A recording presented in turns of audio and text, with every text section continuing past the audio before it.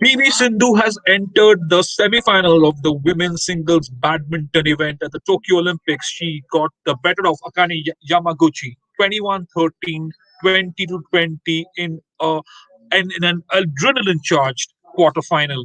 Of course, PV Sindhu, the silver medalist from the Rio Olympics, has been in phenomenal form in these Olympics, and she got off to an electrifying start against Yamaguchi this afternoon.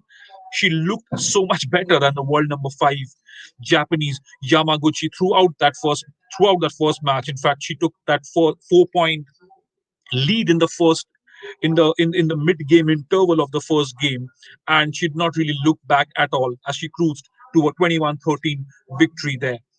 In the second game, again Sindhu took the lead, but Yamaguchi, of course, she's a world class player herself, and she was relentless. She kept fighting back, but at the end, it was Sindhu who prevailed. At one point in time, Sindhu did look, it did look like Yamaguchi could come back. In fact, she was trailing. She was trailing in the second game as well, but it was a much tighter game.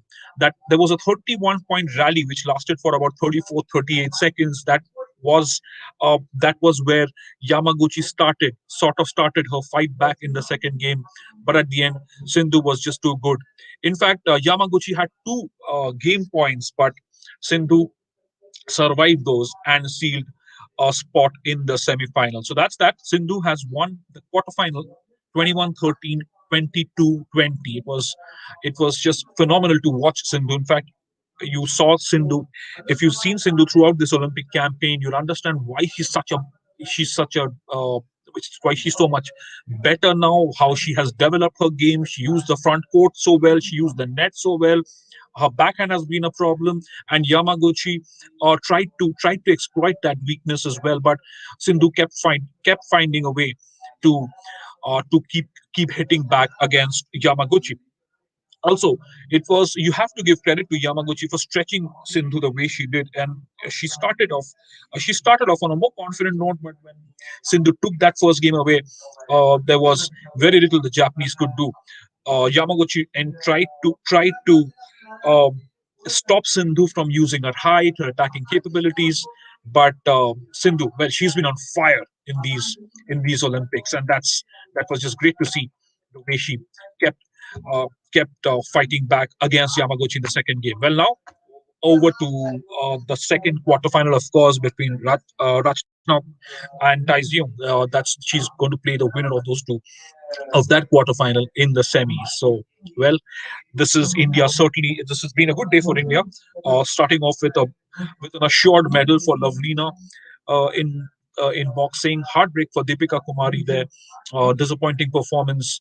Uh, a disappointing performance against Ansan, the eventual gold medalist in women's singles archery.